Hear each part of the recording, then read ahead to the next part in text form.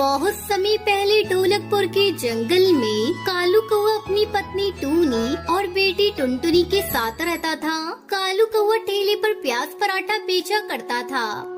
गर्मा गर्म प्याज पराठे वाला, आओ आओ, गर्मा गर्म प्याज पराठा ले लो। ए कालू भैया, मुझे एक प्लेट प्याज पराठा देना। कालू भैया, मैं कब से खड़ी हूँ, पहले मुझे प्याज पराठा देना। हाँ बहन, अभी दे रहा हूँ आपको प्याज पराठा। पहले मैं आपको ही दूंगा, फिर बाद में किसी और को। इस तरह कालू की आवाज सुनकर बच्चे उसके प्याज पराठा खाने को दौड़े चले आते। कुछ ही घंटों में कालू के सारे प्याज पराठा बिक जाया करते थे। कालू की बेटी टुनटुनी की स्कूल की छुट्टी होती तो वो अपने पिता के काम में हाथ बटाया करती थी। एक दिन टुनटुनी अपने घर पर थी, तभी एक पक्षी आता है और कहता है, टुनटुनी बिटिया, अरे ओ टुनटुनी बिटिया, तेरी माँ कहाँ है? तू जल्दी अपनी माँ के साथ अस्पताल पहुँच। तेरे पापा के शरीर पर उबलता हुआ तेल गिर गया है, वो बुरी तरह से जल गए हैं। मैंने उन्हें अस्पताल में भर्ती कर दिया है। तभी टुनटुनी की माँ टूनी चिड़िया वहाँ आती है। क्या हुआ टुनटुनी बिटिया, कौन आया था? माँ जल्दी चलो, पापा बुरी तरह से जल गए हैं, उन्हें अस्पताल ले जाया गया है। दोनों माँ बेटी जल्दी जल्दी अस्पताल पहुँचती है। डॉक्टर साहब, मेरे पति कैसे हैं? उन्हें जल्दी से ठीक कर दीजिए, हमारा उनके सिवा कोई नहीं। डॉक्टर अंकल, मेरे गुल्लक के सारे पैसे ले लो आप, लेकिन मेरे पापा को ठीक कर दो।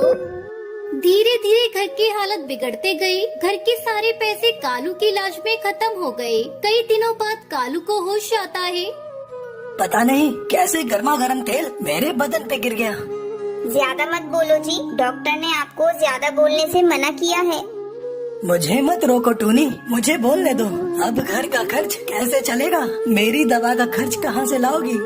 टुनटुनी अपने पिता को इस तरह परेशान देखकर वो कहती है, पिताजी, आप बिल्कुल चिंता मत करो, मैं हूँ ना, मुझे प्याज पराठा अच्छी तरह से बनाना आता है। आप बस आराम करो, मैं और मम्मी मिलकर सारा काम संभाल लेंगे।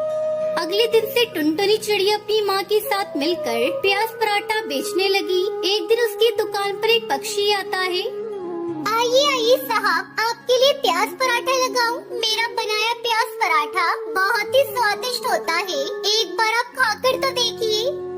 अरे भाई, कुछ दिनों पहले यहाँ कालू कौआ अपने प्याज पराठा बेचा करता था, क्या ये उसी की दुकान है?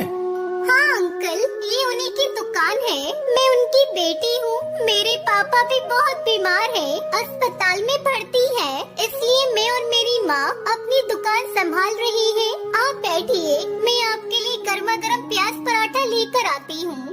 हाँ, ये ठीक रहेगा। पहले तुम अपना प्याज पराठा मुझे टेस्ट कराओ। अगर मुझे तुम्हारे बनाए हुए प्याज पराठा पसंद आए, पास में ही मेरा होटल है, मैं तुम्हें रोज के 500 रुपए दूंगा प्याज पराठा बनाने के लिए। टुनटुनी सेठ को अपना बनाया प्याज पराठा खिलाती है। अरे वाह, तुम्हारे बनाए हुए प्याज पराठे का स्वाद तो गजब का है, ये बहुत ही स्वादिष्ट है। मैंने तो ऐसा प्याज पराठा आज तक कभी नहीं खाया। कल से तुम प्याज पराठा बनाकर मेरे होटल में पहुंचा दिया करना, सारा सामान मैं दूंगा। इसके लिए मैं तुम्हें हर रोज 500 रुपए दूंगा। शुक्रिया अंकल, हम आपका ये एहसान कभी नहीं चुका पाएंगे। आप नहीं जानते, आपने हमारी कितनी बड़ी परेशानी को दूर कर दिया है। इस तरह टुनटुनी को उस बड़े से होटल में प्याज पराठा बनाने का काम मिल जाता है। धीरे धीरे कालू का घाव भर जाता है और वो ठीक हो जाता है। इस तरह टुनटुनी चिड़िया अपने पिता के साथ मिलकर प्याज पराठा बेचने लगी और खुशी खुशी रहने लगी। एक घने जंगल में टुनटुनी चिड़िया अपनी बेटी सुनहरी चिड़िया और पति कालू कौवे के साथ रहती थी। सुनहरी की शादी होने वाली थी। पूरा परिवार बहुत ही खुश था। इस बार अपनी खेत में बहुत ही अच्छी अंडे की फसल हुई है। इस बार अंडे बेचकर अच्छी खासी रकम आ जाएगी, फिर हम अपनी बेटिया की शादी धूमधाम से करेंगे। इस तरह कई दिन बीत जाते हैं। एक दिन अचानक शहर के जंगलों में पानी भर जाता है। चारों तरफ अफरा तफरी मच जाती है। सुनो सुनो, सारे जंगल के पक्षियों, ध्यान से सुनो। जंगल में बाढ़ का पानी भर रहा है। आप सभी को ये हिदायत दी जाती है कि आप सब समय रहते जंगल से बाहर निकल आए। पानी धीरे धीरे बढ़ता जा रहा है। जो कोई भी पक्षी इस बाढ़ में अपनी मनमानी करेगा वो अपनी जान से हाथ धो बैठेगा। सरकार का निर्देश है, जल्दी से आप सभी इस इलाके को खाली कर दें। अब क्या होगा? कैसे हम लोग अपनी बिटिया की शादी करेंगे? अपना सारा खेत तो बाढ़ में डूब गया होगा।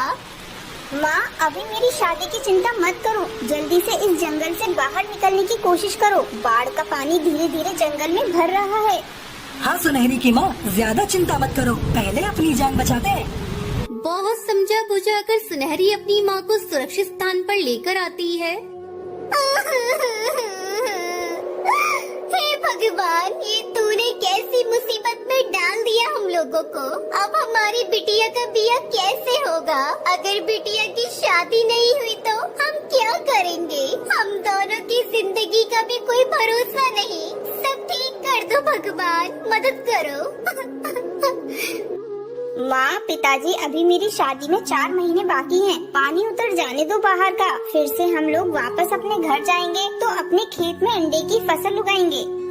कुछ दिनों बाद बाढ़ का पानी उतर जाता है। सभी पक्षी अपने अपने घरों को लौट आते हैं। सुनिए जी, मैं और सुनहरी घर की सफाई कर रहे हैं। तब तक आप बाजार से जाकर अंडे के बीज खरीद कर ले आइए।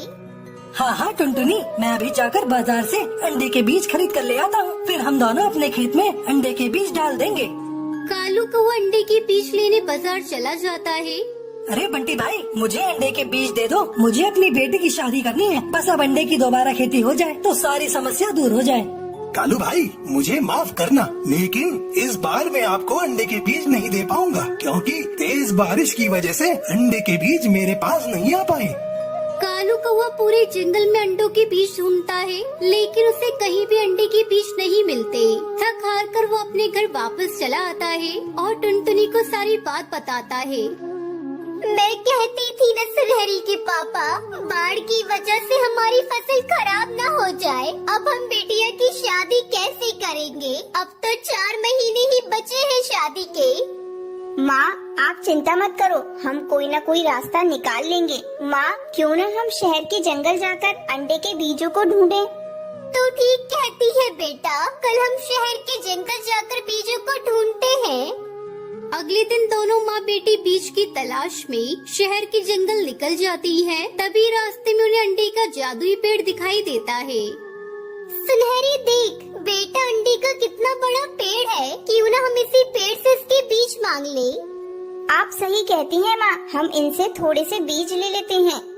टुनटुनी चिड़िया सुनहरी चिड़िया अंडे के पेड़ के पास जाती है और उससे कहती है, ए अंडे के पेड़, हमें अपने थोड़े से बीज दे दे। मुझे अपनी बिटिया की शादी करनी है। अच्छा, तुम्हें मेरे बीज चाहिए? उसके लिए तुम्हें एक काम करना होगा। कैसा काम? तुम्हें मेरी डाल पर लटके सारे अंडों को तोड़ना होगा। अगर तुम ये कर सकती हो तो बीज ले लेना। मुझे माफ करना अंडे के पेड़, अगर मैंने अपने फायदे के लिए सारे अंडे तोड़ दिए तो भगवान मुझे कभी माफ नहीं करेंगे। मैं आपके अंडे नहीं तोड़ सकती हूँ। मुझे पता था कि तू एक ईमानदार चिड़िया है, अपने फायदे के लिए किसी को नुकसान नहीं पहुंचा सकती। मैं तेरी इस बात से बहुत खुश हुआ हूँ। ये ले अंडे के कई सारे बीज, अब तेरी खेती कभी खराब नहीं होगी और तू इन बीजों से अच्छे अंडे बाजार में बेच सकती है। टुनटुनी चिड़िया सुनहरी दोनों बहुत खुश होती है और बीज लेकर अपने घर वापस आती है। उनके खेत की मिट्टी काफी उपजाऊ हो गई थी, जिसके चलते उनके अंडे की फसल बहुत अच्छी होती है। ये देखो टुनटुनी, अंडे बेचकर कितने सारे पैसे मिले हैं। इसे ले जाकर बाजार जाओ और हमारी बिटिया के लिए दहेज का सामान खरीद लाओ। मैं अपनी बिटिया की शादी में कोई भी कमी नहीं होने दूंगा।